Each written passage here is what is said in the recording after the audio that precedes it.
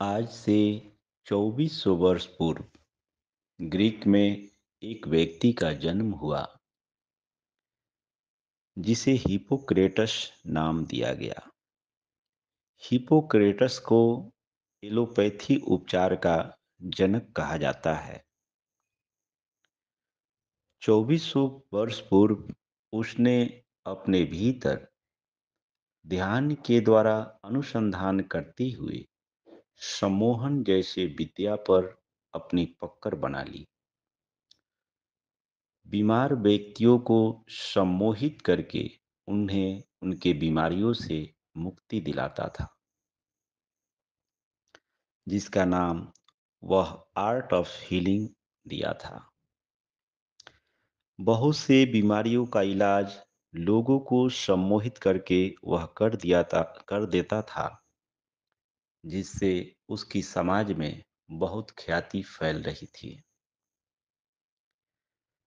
धीरे धीरे यह विद्या लोगों में फैली, लेकिन आगे चलकर यह विद्या में विकृति आई। इसमें अंधविश्वास बढ़ गया। बहुत से लोग इस विद्या का दुरुपयोग करने लगे।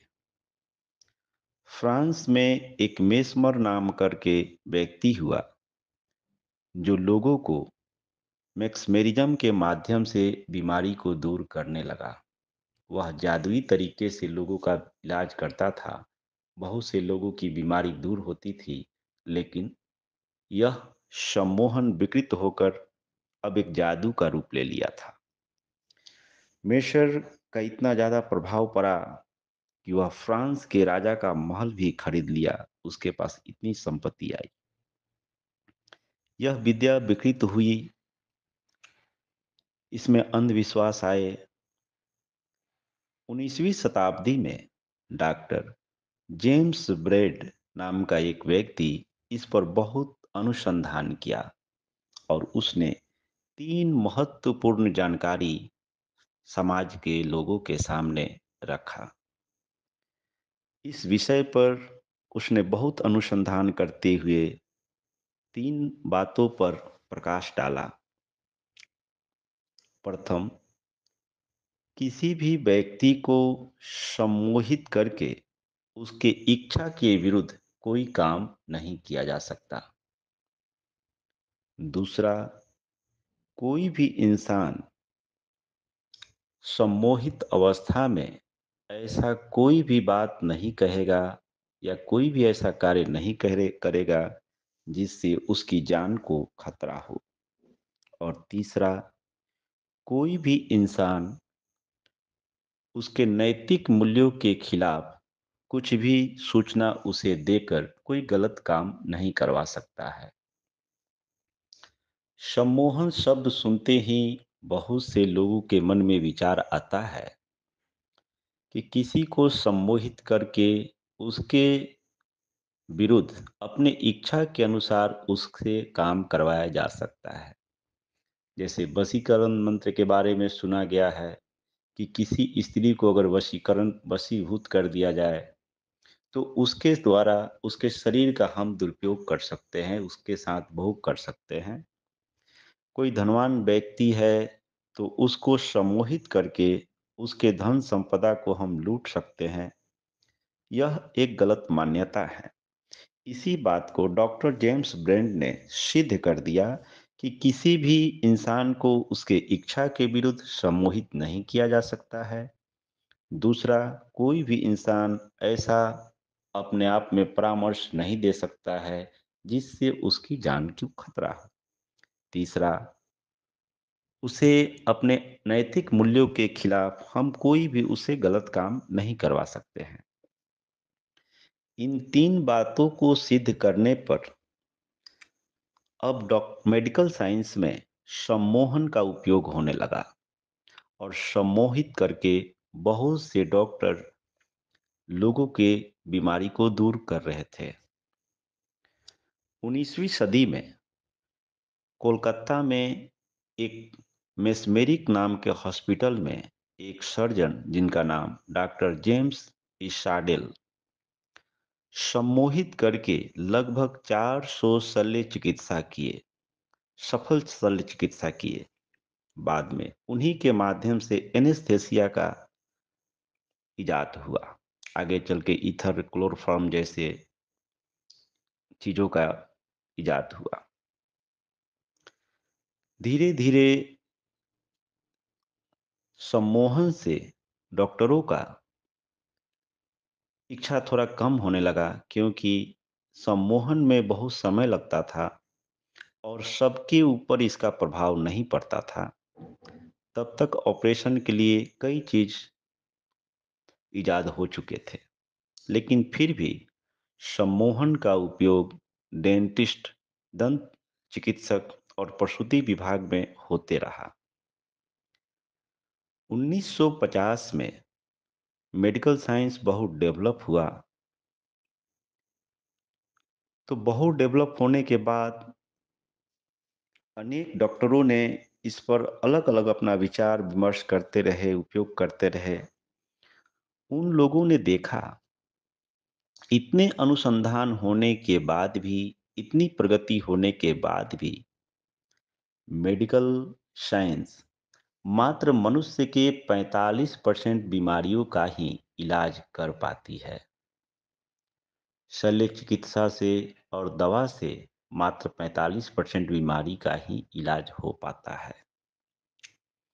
तब मेडिकल साइंस के डॉक्टरों ने पुनः सम्मोहन जैसी प्रक्रिया को अपनाया, और जिससे पाया गया कि 55% बीमारी लोगों को सम्मोहित करके दूर किया जा सकता है। क्योंकि सम्मोहन की स्थिति में मनुष्य ट्रांस की अवस्था में पहुंच जाता है, और वह अपने मन में जो विचार प्रकट कर देता है, अपने अंतः मन में जो विचार पहुंचा देता है, उसी के अनुसार उसके शरीर और मन पर प्रभाव पड़ता है। इस प्रक्रिया को जानकर मेडिकल साइंस पुनः सम्मोहन को स्वीकार करने लगी, इस पर आकर्षण बढ़ने लगा। 1955 में सम्मोहन को ब्रिटिश मेडिकल एसोसिएशन ने स्वीकार किया और उसे मान्यता प्रदान की कि जो 55% बीमारी जो साइकोसोमेटिक हैं, जिन पर मेडिसिन और शल्य चिकित्सा का प्रभाव नहीं पड़ता है, उन्हें सम्मोहित करके ठीक किया जा सकता है। बाद में अमेरिका सरकार भी इसे मान्यता प्रदान की। आगे चलकर डब्ल्यूएचओ यानी वर्ल्ड हेल्थ ऑर्गेनाइजेशन भी इसे स्वीकार किया और मान्यता दी। साइकोलॉजी के क्षेत्र में जो एमबीबीएस या एमए करेंगे, उन्हें ही ये हिप्नोसिस यानी सम्मोहन की विद्या को सीखने की छूट दी जाएगी। तो मित्रों, मेडिकल साइंस भी सम्मोहन विद्या को स्वीकार किया, क्योंकि सम्मोहन प्रक्रिया से बहुत से बीमारियों को दूर किया जा सकता है, जो असाध्य से असाध्य बीमारी है। अब समझना ये है कि आखिर सम्मोहन की अवस्था से बीमारी ठीक कैसे होती है। सही मायने में इतना इसे समझ लें, सम्मोहन का मतलब सम्मोहित करके मनुष्य को उस अवस्था में पहुंचाया जाता है जब मनुष्य मनुष्य का शरीर पूरी तरह से रिलैक्स हो जाता है, उसका मन पूरी तरह से शांत हो जाता है। एक ऐसी अवस्था जहां मन के विचार समाप्त हो जाते हैं, शरीर पूरी तरह से शांत हो जाता है। जब कोई व्यक्ति इस अवस्था में पहुंचता है, तो मन की शक्ति जो विचारों में खो रही होती है, वही मन की शक्ति हमारी बीमारी को दूर करने में लग जाती है। गहरी नींद की अवस्था में और सम्मोहन की अवस्था में जाने पर हमारे शरीर की शक्ति, जो इम्यून सिस्टम है, रोग प्रतिरोधक क्षमता है, वो बढ़ जाती है। और उसके बढ़ने के कारण हमारे बहुत से बीमारी स्वतः ठीक होने लगते हैं, जहाँ दवा की कोई ज़रूरत नहीं होती है। मित्रों, इस बात की जानकारी हम इसलिए आप सबों के बीच में रखना चाहते हैं कि मेडिटेशन के माध्यम से मनुष्य अपने बहुत से बीमारियों को दूर कर सकता है।